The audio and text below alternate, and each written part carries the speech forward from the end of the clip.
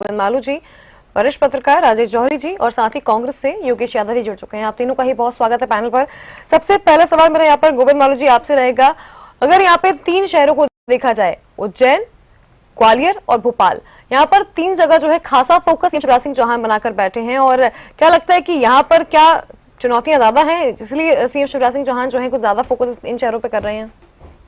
अनन्या, वास्तव में चुनौती तो हम चुनाव को तो चुनौती मानते हैं, कभी भी उसको हल्के में नहीं लेते, गंभीरता से लड़ते और केवल 3 शहर नहीं, पूरी नगर निगम और नगर पालिकाओं में लगातार माननीय मुख्यमंत्री शिवराज सिंह जो जनता हैं, जननायक हैं, मामा हैं, बहन के भाई हैं, वो जो उनका अपना जो पर्सनल इन्वॉल्व जनता में जो उन्होंने तक लगा उसके चलते वो खाना ढूंढते हैं कि हम कैसे करते हैं, और वो इसलिए ये चुनाव तय है लोगों के उनका एक देश है, और इसलिए सारे जो प्रचार लगे हैं कई जगह पर, छोटी छोटी जगह पर के बाद वो चाहे कई सुदूर गाँव में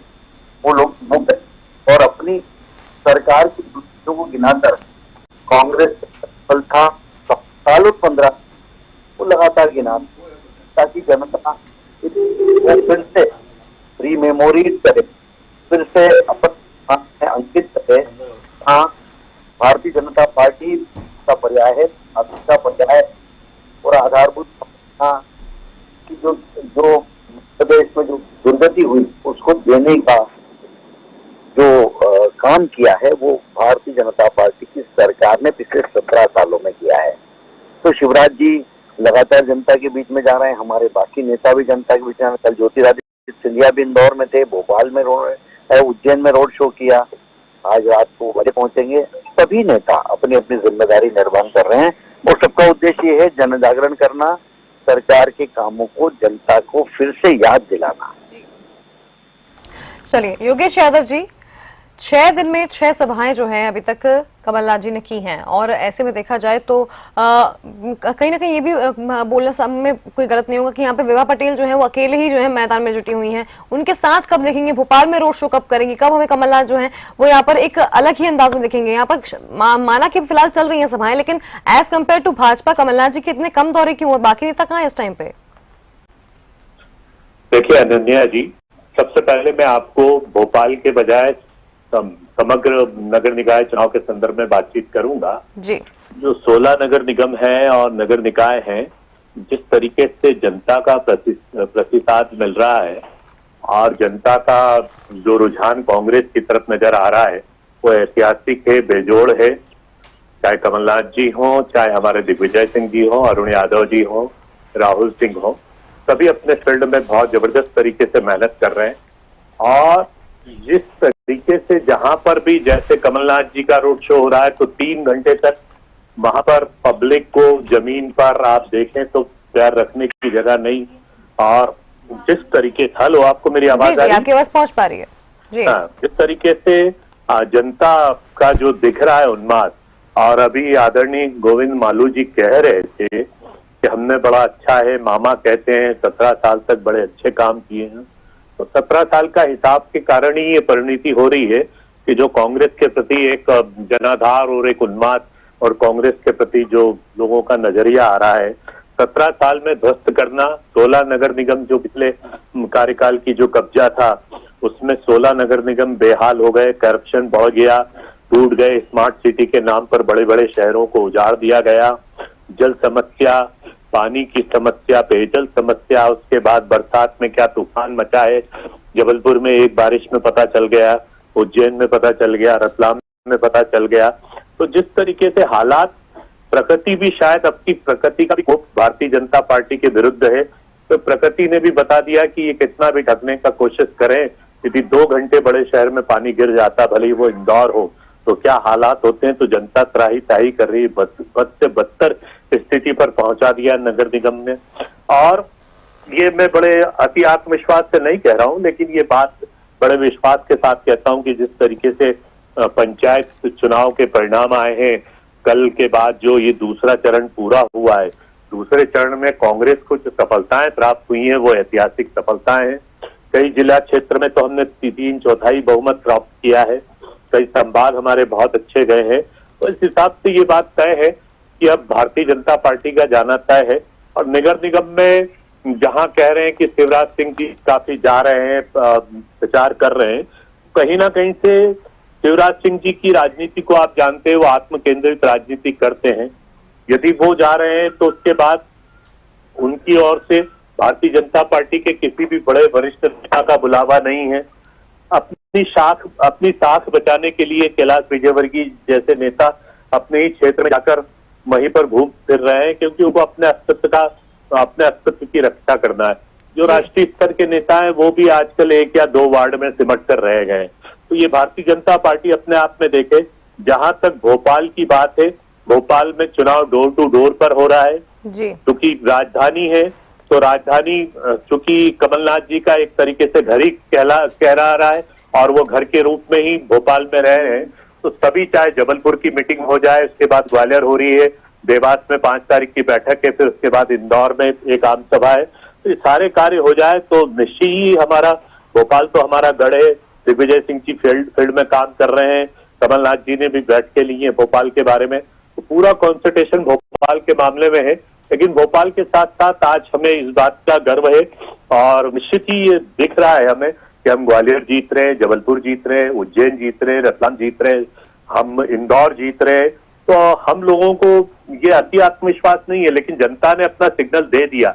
अभी मैं आपको कहूंगा कि देवास जिले में जिस तरीके से पंचायत चुनाव में भारतीय जनता पार्टी का सुपड़ा साफ एक शब्द होता है, आपकी शब्दावली है, ये पत्रकारिता की शब्दावली है, तो सुपड़ा साफ नजर आया है। आप जान के पता लगाइए, पंचायत के चुनाव में देवास जिले में सुपड़ा साफ हो गया है। ऐसे ही कई अन्य जिले भी हैं कि जहां भारतीय जनता पार्टी का अता पता नहीं, और निश्चित यही परिणाम अब नगरीय निकाय के चुनाव में आएंगे, नगर पालिका में दिखेंगे, नगर पंचायत में दिखेंगे, नगर निगम में दिखेंगे। और जो ये सपना तो ध्वस्त हो गया, मैं आज से ही बोल रहा हूँ, हम शायद इस नतीजे के बाद फिर बैठेंगे, लेकिन अनन्या जी ये मानकर चलिए कि अब जो 16-0 का जो पॉइंट था वो तो समाप्त हो चुका है। कांग्रेस एक अच्छे बहुमत में आ रही है और अच्छे नगर निगम पर आ रही है। हमारा संकल्प, हमारा वचन पत्र, हमारा जो भी जनता के सामने हमने प्रस्तुत किया है वो एक प्रतिज्ञा की मानिंद होगा और हम उनको प्राप्त कर लेंगे। मैं तो इतना ही कहता हूँ, भारतीय जनता पार्टी ने अपना जो पत्र निकाला है या वचन पत्र जो ये कह रहे हैं कि हमने अपना घोषणा पत्र निकाला है, इनको कुछ करने की जरूरत नहीं है। सिर्फ एक लाइन में ये बोल दें कि हमने जो पीछे झूठे वादे किए थे उसको कोशिश करके हम पूरा कर देंगे। तो पुरानी बातें तो पूरी हो नहीं पाई और नए वादे और कर दिए, नया बड़ा सारा संकल्प पत्र निकाल दिया, कई हजार करोड़ का एक पैकेज डिक्लेयर कर दिया। अरे भाई, खजाना खाली है, 3.25 लाख करोड़ का कर्ज है प्रदेश पर और तुमने 45,000 करोड़ का और पैकेज डिक्लेयर कर दिया। लेकिन जो पहले उसको तो यथावत और मेंटेन करके बता दीजिए। बिल्कुल, चलिए बड़े बड़े नगर उजड़ चुके हैं, सभी सवालों के जवाब ले लेते हैं। पहले इस बात को समझ लेते हैं कि इस बार चुनाव कैसे हैं।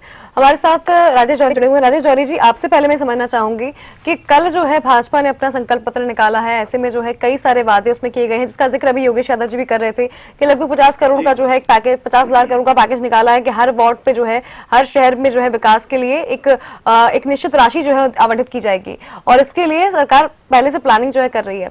अभी अगर आगे देखें तो यहाँ पर एक चीज ये भी है कि दौरों के ऊपर हम बात कर रहे हैं यहाँ पे, तो कमलनाथ की सभाएं, तो वहीं दूसरी ओर सीएम शिवराज की सभाएं, इन सभाओं को जो गिनती है, इनका आंकड़ा जो है, इसको अगर देखा जाए तो सीएम शिवराज काफी ज्यादा एक्टिव हैं, कई दिनों में जो है उन्होंने काफी जगह कवर कर ली है, तो वहीं कमलनाथ जी की 6 दिन में सिर्फ 6 सभाएं और रोड शो हुए हैं कुछ जगहों पर।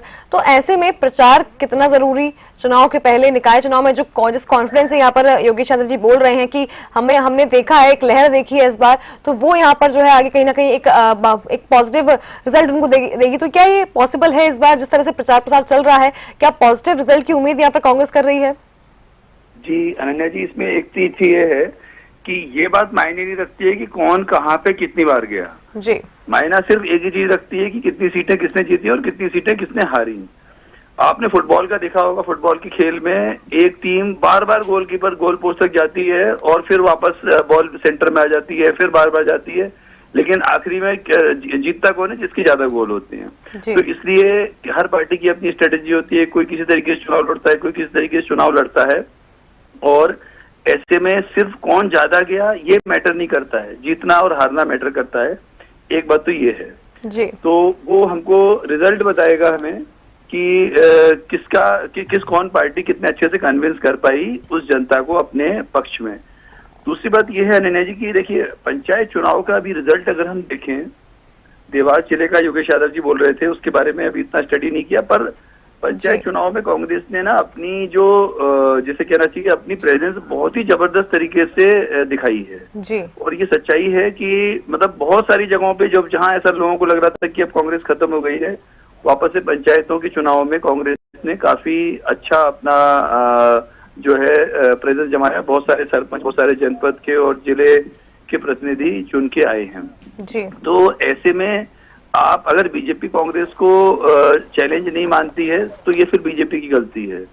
बीजेपी कांग्रेस को ये मानती है कि अब वो कुछ नहीं कर पा रहे तो पंचायत चुनाव का एक बार आकलन कर लें। वो ये बात सही है कि जो ग्रामीण इलाकों के जो मुद्दे रहते हैं और शहरी इलाकों के मुद्दे दोनों अलग अलग होते हैं, पर फिर भी बात जमीन की होती है। ये चुनाव बिल्कुल बेहद ही जमीन के चुनाव होते हैं। इसमें ना राष्ट्रीय नीतियां काम करती हैं, ना प्रदेश में क्या नीतियां कितना इन्वेस्टमेंट लाए या विदेश से ये काम करता है। इसमें तो वो जो उस हर मोहल्ले के क्या इश्यूज हैं, क्या सफाई के इश्यूज हैं, क्या हेल्थ के इश्यूज हैं, क्या बिजली पानी की क्या व्यवस्थाएं हैं, पीने का पानी सही मिला कि नहीं मिला, ये सब चीजें बहुत मायने रखती हैं। और उन चीजों पे अगर फोकस करेगी जो पार्टी करेगी वही जीतेगी, क्योंकि इससे फर्क नहीं पड़ता है किसने कहाँ पे कितनी सभाएं ले ली। जी बिल्कुल। चलिए गोविंद मालू जी, गोविंद मालू जी, आपसे मैं एक बात समझना चाहूंगी यहाँ पे कि कई सारी बातें यहाँ पर योगेश यादव जी ने कही हैं, लेकिन एक बात ये भी है कि संकल्प पत्र पर जो है सवाल तो खड़े हुए हैं। यहाँ पर 50,000 का पैकेज यहाँ पर उन्हें सीएम ने डिक्लेयर कर दिया कि 50,000 करोड़ का पैकेज जो है हम पहले से लेके आएंगे ताकि शहरों का विकास हो सके, क्षेत्रों का विकास हो सके। ऐसे में कई सारी चीजें और भी हैं, और जिस तरह से अभी राजेश चौधरी जी भी कह रहे हैं कि कौन कितनी बार कहाँ गया इससे मतलब नहीं है, कितनी ज्यादा वहां पर मेहनत हुई है इससे मतलब है, ग्राउंड वर्क पे मतलब है यहाँ पर कि ग्राउंड वर्क कितना आपको रिजल्ट दे रहा है। तो क्या भाजपा यहाँ पर कांग्रेस को चुनौती नहीं मान रही है? अगर पंचायत चुनाव की बात हम कर ले तो पंचायत चुनाव के रिजल्ट से क्या भाजपा अभी फिलहाल इस पे आकलन करने तैयार नहीं है, फिर आकलन कर भी रही है तो क्या इस पे कोई काम करने की सोची है? आगे के जो दौरे हैं या प्रचार होने वाला है, जनसंपर्क होने वाला है, उसकी क्या रणनीति है भाजपा के पास? अब भारतीय जनता पार्टी जैसा बात कर रही, ये केवल एक प्रचार है कि भारतीय जनता पार्टी अलग, एक तो गैर दल हो रहे हैं, फिर भाजपा लोग लड़ रहे हैं, कई सारे लोग खुला चुनाव, अब ये कांग्रेस को उसका प्रोपेगेंडा, तो ये भ्रम नहीं। देखिए भाजपा के लोगों को मजबूर अच्छी जीत मिली है, और जो दूसरी बात कही मैनिफेस्टो की या प्रचार की, तो ये कांग्रेस के नेता कितनी बार कितना झूठ बोलते हैं जनता समझ के। अब वो कह रहे थे कांग्रेस के मेरे मित्र की कपाव रखने की जगह कमलनाथ जी को इतनी बड़ी सभा हुई तो इनको राष्ट्रीय अध्यक्ष बना देना चाहिए, देश भर में कांग्रेस की दौलत है उसको सुधारेंगे। ये मुझे समझ में नहीं आता, अपने आप को ये भ्रम में क्यों डाले घूम रहे हैं। और ये इतने बड़े लोकप्रिय हैं तो ये बन जाना चाहिए राष्ट्रीय अध्यक्ष उनको। अभी पूरे देश भर में कांग्रेस का जलवा हो जाएगा तो दशासन में चली गई कांग्रेस। भारतीय जनता पार्टी ने जो मैनिफेस्टो में पहले कहा उसके उन वादों को 100% तो नहीं हमने पूरे किए हैं। हम ये कभी दावा नहीं करते कि कोई काम 100% हो जाता है, लेकिन हम उस दिशा में आगे बढ़कर आधारभूत संरचना जो ध्वस्त हो चुकी थी मध्य प्रदेश में, गांव गांव गली गली डगर डगर हमने सड़कें बनाई, नालियां बनाई, हमने ड्रेनेज सिस्टम बनाया, हमने पेयजल का विस्तार किया, केंद्र की योजना लाए, उसका कंप्लीशन करके फिर दूसरा हमका वो हमें फंड मिला। तो आगे जैसे इंदौर में हमने स्मार्ट सिटी में डेवलपमेंट किया। अब टीडीआर देने के बाद हमने भी घोषणा पत्र में कही कि हम टीडीआर देंगे, हम एसएआर के बाद टीडीआर का निश्चितीकरण करेंगे। हमने जो स्मार्ट सिटी में विषय पास होते हैं उस पर भी हमने बात कही। कांग्रेस वाले कपोल कल्पित बात करते हैं, पैसे पेड़ की बात करते हैं। तो हम ने निकाला कि हम तो 5 पुल अपने खर्चे से बना देंगे। अरे 10 साल में दिग्विजय सिंह सरकार में 1 पुल तो बना नहीं पाए, अब 5 पुल बना देंगे। अभी लोग जानते हैं कि ये क्या कहते हैं क्या करते हैं, करनी और करनी में अंतर है। लोग समझते हैं। देखना आप चुनाव के जब परिणाम आएंगे तो जब ईवीएम खुलेगी तो भौचक रह जाएंगे लोग कि भारतीय जनता पार्टी का जनाधार इतना बढ़ गया। हम तो समझ रहे थे कि ये तो बिद्दी का शोरबा। इसलिए अब हमको वस्तु स्थिति का आकलन करना चाहिए, जमीन पर आकलन करना चाहिए। जनता की मनोभाव का कोई एमआरआई इनके पास हो तो ये करा लें। इनके पास नेता ही नहीं है घूमने लायक। दिग्विजय सिंह को घुमाए पूरे मध्य प्रदेश में, क्यों नहीं घुमा रहे, क्यों उनको बंद करके रखा है जी में? तो ये अंधेरे में तीर चला रहे हैं। और पश्चिम की खिड़की है इनके यहाँ, सूर्यास्त से दिखता है, इनको कभी पूरब से सूरज उगता हुआ नहीं दिखता है। ये इसे ऐसी जो कांग्रेस की हालत है वो जनता समझ रही है और कॉकरोच की तरह, जो कुचले हुए कॉकरोच की तरह तड़फड़ा रही है सत्ता के लिए कांग्रेस। चलिए इस बात का जवाब ले लेते हैं। योगेश यादव जी, यहाँ पे कई सारी बातें गोविंद मालू जी कह रहे हैं, कांग्रेस के जो बड़े नेता हैं वो कहाँ हैं, वो जमीन पे क्यों नहीं है, उन्हें क्यों नहीं घुमाती है कांग्रेस यहाँ पे, और भी कई सारी बातें कही हैं, जवाब दीजिए।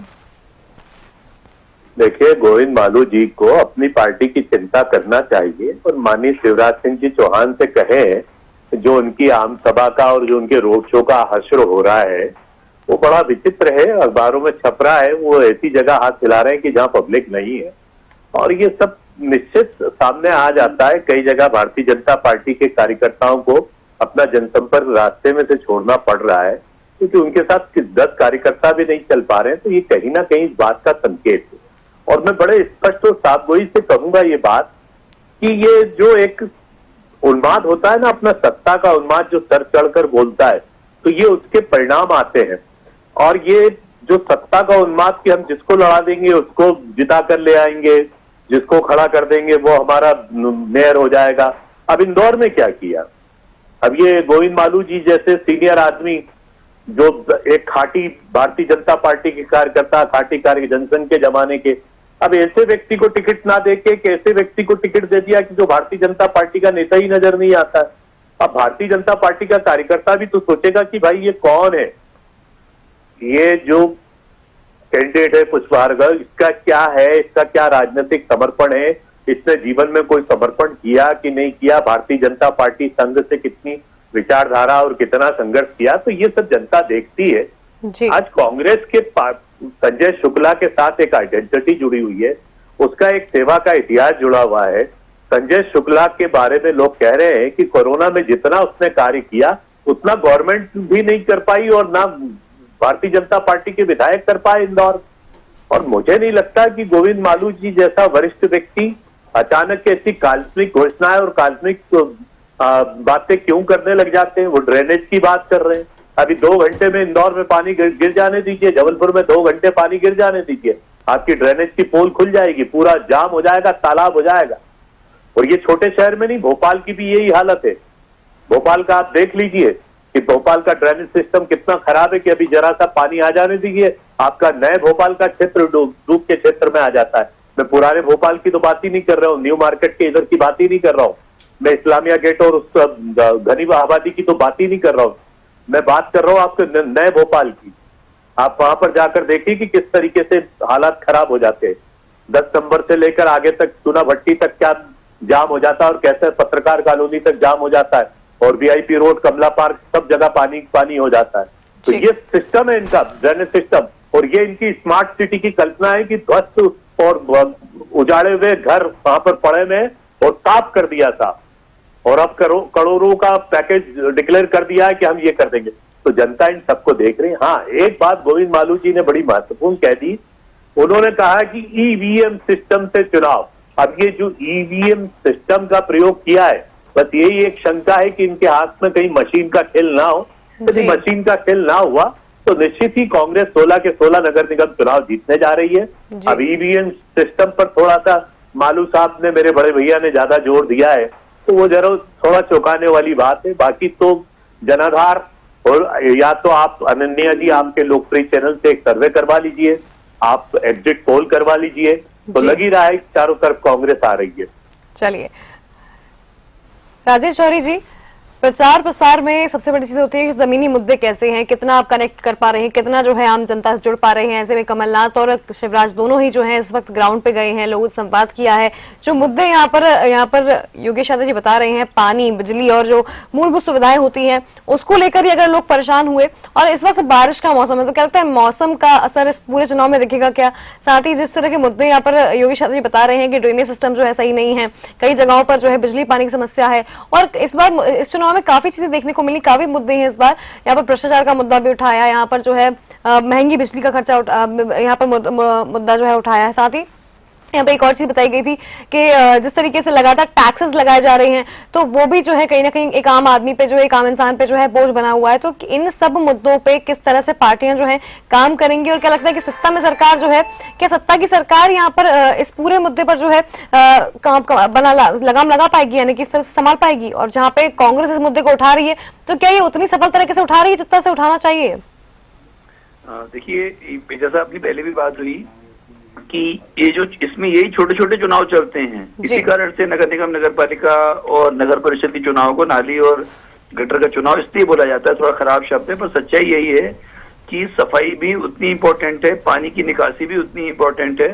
और जब बारिश होती है, हकीकत में ये होता है कि स्ट्रॉन्ग वाटर लाइन का प्लान हमेशा बनता है, बहुत बड़ी बड़ी प्रेजेंटेशन दी जाती है, लेकिन एक हल्की सी बारिश, मतलब 1-1.5 इंच की बारिश भी अगर हो गई 1 घंटे में, तो पूरे शहर के शहर जो है डूब जाते हैं। गाड़ियां उसमें लगभग उनके टायर जो हैं आधे आधे पानी में आ जाते हैं, और 2 व्हीलर वालों का तो क्या हाल होता है हम आप सोच सकते हैं। तो ये मुद्दे हैं तो इम्पोर्टेंट। और जो टाइमिंग है इसका बारिश का, अगर जिस दिन चुनाव है उससे 1 दिन पहले या उस दिन भी चुनाव होता है और उस दिन सही तरीके से क्लिक कर जाता है पब्लिक के दिमाग में, तो उसका असर, तात्कालिक मुद्दा जरूर असर करता है चुनाव में। भले ही पुराना वो 5 साल से कितने भी अच्छा या बुरा रहा हो, लेकिन उससे 1-2 दिन पहले, 4 दिन पहले जो स्थितियां रहती हैं वो पक्का याद रहती हैं। अगर उस दिन लाइट चली गई, तो वो जो लाइट चली गई, वो दिन भर जो रात भर सो नहीं पाएगा, मच्छर काटेंगे, गालियां देता रहेगा, उसका असर कहीं ना कहीं जबकि लोकसभा और विधानसभा में ऐसा कभी नहीं होता है। वहां तो बिल्कुल तय होता है कि किस पार्टी को जिताना है, विचारधारा कौन सी है। लेकिन इन चुनावों में ये तकलीफ बहुत बड़ी होती है, और इसमें कई बार बहुत अच्छे अच्छे राजनीतिक पंडित भी मात खा जाते हैं, और इसका ध्यान जरूर रखना चाहिए पक्ष और विपक्ष दोनों को। जी बिल्कुल। बहुत धन्यवाद राजेश जौहरी जी, योगेश यादव जी और गोविंद मालू जी हमारे साथ जुड़ने के लिए, इस चर्चा को